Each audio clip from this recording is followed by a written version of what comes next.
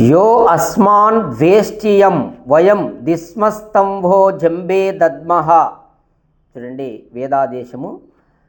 ఎవరు మమ్ములను ద్వేషిస్తున్నారో, ఎవరిని మేము ద్వేషిస్తున్నామో మా ఇరువురి యందు అట్టి ద్వేషభావము దూరమై అన్యోన్యత పెరిగి సామాజిక జీవనము సుఖవంతము కావాలి. చూడండి వేదం ఏం చెప్తుందంటే, మనం ఎవరినైతే ద్వేషిస్తున్నామో అలాగే మనల్ని ఎవరైతే ద్వేషిస్తున్నారో ఇద్దరి యొక్క ద్వేషము కూడా దూరం కావాలి.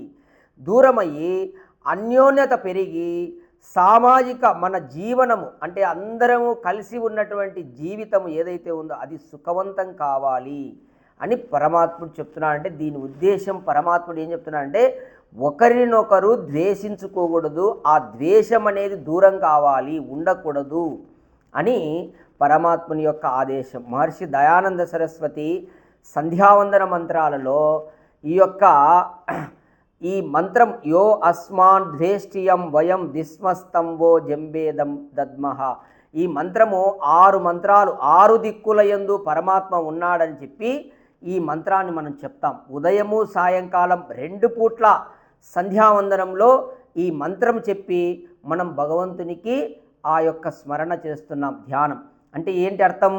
ఈ మంత్రం చెప్పామంటే ఆ విధంగా మేము ఏ దిక్కు పోయినా కానీ మమ్మల్ని ద్వేషించే వాళ్ళు ఉండకూడదు, అలాగే మేము కూడా ఎవరిని ద్వేషించకూడదు, అలాగే ఒకరి పట్ల ఒకరికి అన్యోన్యతాభావం అనేది ఉండాలి అని ఇక్కడ ఈ మంత్రం ద్వారా పరమాత్మ యొక్క ఉపదేశము.